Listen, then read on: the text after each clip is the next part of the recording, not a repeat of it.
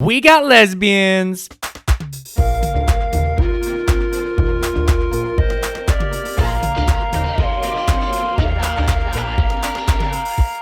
Hey, what's up, everyone? It's Chase, aka That Gay Jedi, and welcome to another video. If you're new here, welcome to the channel where I make videos about Star Wars, Stranger Things, and Marvel as gaily as possible. And if that sounds fun to you, hey, click subscribe and hit the bell for notifications because I got a lot of great videos coming.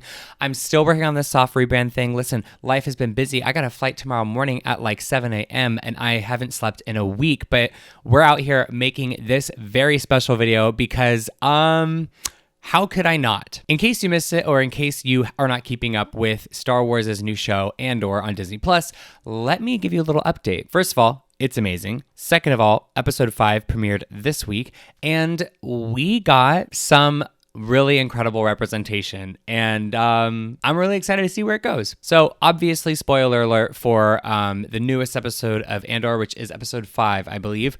First and foremost, can I just talk about ANDOR for a second? Because I gush about it every Friday night on Pink Milk, the podcast. I'm a co-host at Pink Milk, so definitely go check out Pink Milk if you want to hear some really just great conversations about this show because it's so good. But I just need to take a second to appreciate it here because this show is, I think, my favorite show I've ever seen come out of the Star Wars and Disney Plus, because like all of Disney Plus, like my favorite show I've seen across any Disney Plus series. It is, well, that and WandaVision, girl, WandaVision. Anyways, it is so it's well produced, like the music, the sets, the filming on location, the acting, the writing, the directing, the themes.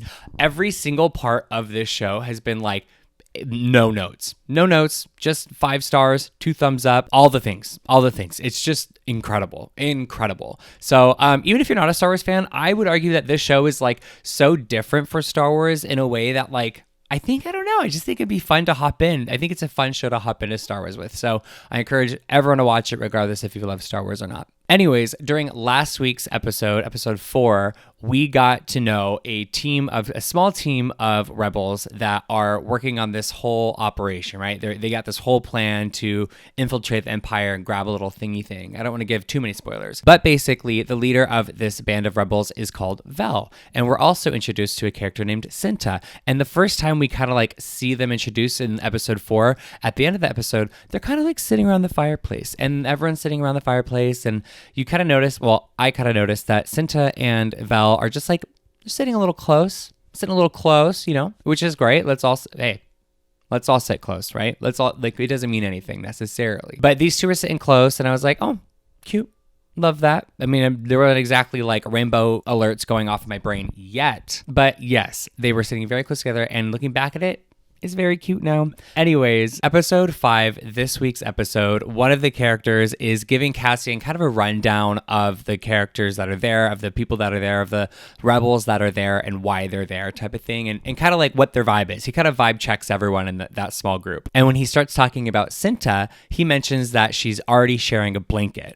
And then the camera cuts to Cinta walking out of Vel's like hut where everyone's kind of waking up for the day. So it's the implication is that they're like sleeping in the same hut and that she shares a blanket. And if that was not reason enough, Cinta is also wearing the same poncho that Vel is wearing in the episode previous to this one. And there's Cinta Koss. She is stone cold and fearless. Probably the toughest one here. She's already sharing a blanket, if that's what you're wondering. So we basically have 2 incredibly brave, smart, fierce, gorgeous lesbians who are out here fighting the Empire. And if that was not enough proof that these 2 are queerly in love, we get at the end of the episode when Cassian is confessing that he's paid to be there. One of the characters, Tamarin asks Cinta if she knew like that Cassian was paid to be there.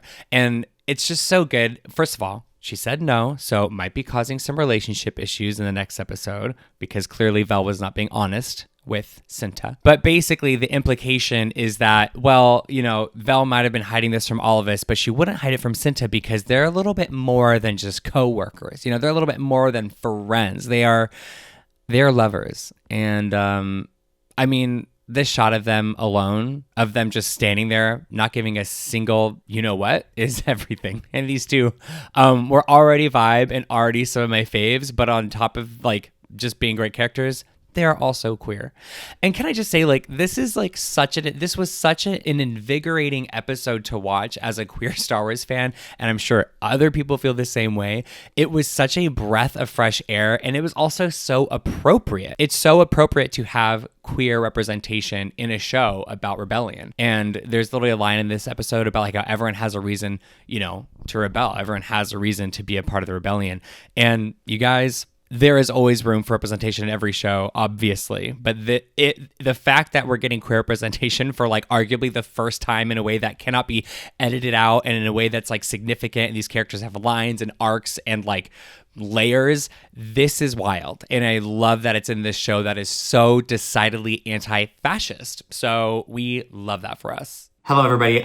It's Editing Chase here, editing freshly showered and moisturized. So a little shiny, but I'm coming at you with an important message because I can already hear the comments coming right now saying like, this isn't like perfect representation. This isn't like what we like, you know, whatever the complaint or criticism is. I want to make it very clear that obviously this is not like the penultimate representation for the LGBTQ community, especially in a galaxy as big as Star Wars. So we're definitely going to keep fighting for more and asking for more representation. And we're also going to keep a close eye on this and see how it develops over this series, and if it's developed at all. So anyways, we're going to keep fighting for more representation, but we have every right to celebrate this win because it's very, very exciting. Anyways, enjoy the video. So yes, like to me, this representation is like very, like, it's very natural. It's like just very casual. And I love this kind of representation. And I also love the fact that it's a lesbian couple because like the women in the rebellion would not have happened if it weren't for women, right? Like we got Mommy Mothma on one side. She's out here like the matriarch of this rebellion, as we know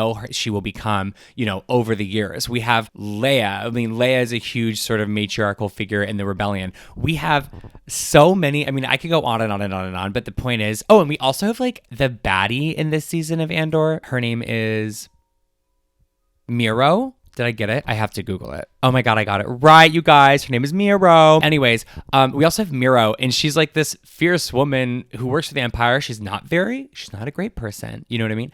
But she's like smart enough to put pieces together, to follow her feelings, and to like start putting the pieces together that there's like a rebellion forming.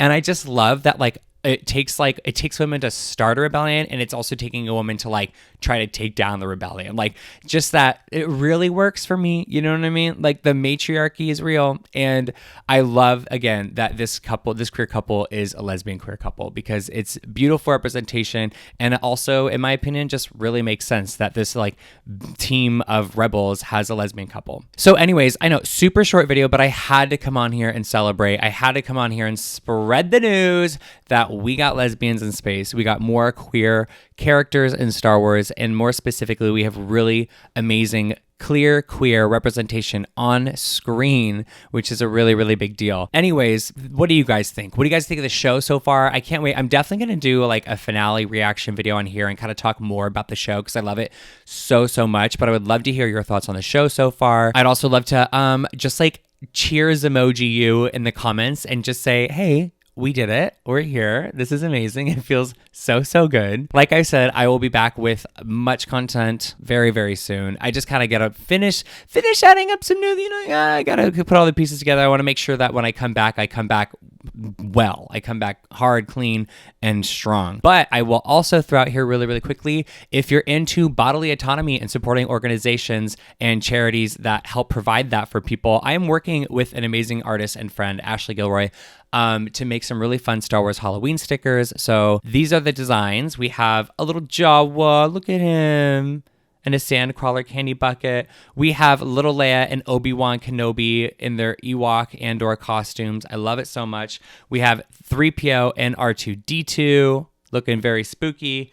And then, hey, this is a Cassian Andor video, and we got Cassian himself with K2 dressed as a quacking monkey lizard, more specifically Salacious B. Crumb, and Cassian finally gets his moment inside. Well, not inside. Oops. Cassian gets a moment kind of like living his best Jabba life, which, if you don't know, Diego Luna is really passionate about that.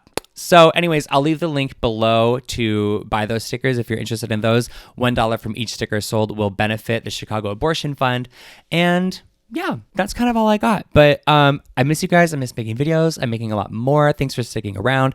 Thanks for watching this. Please give it a thumbs up. And it has never felt more appropriate to say this than today. Gay the force be with you always.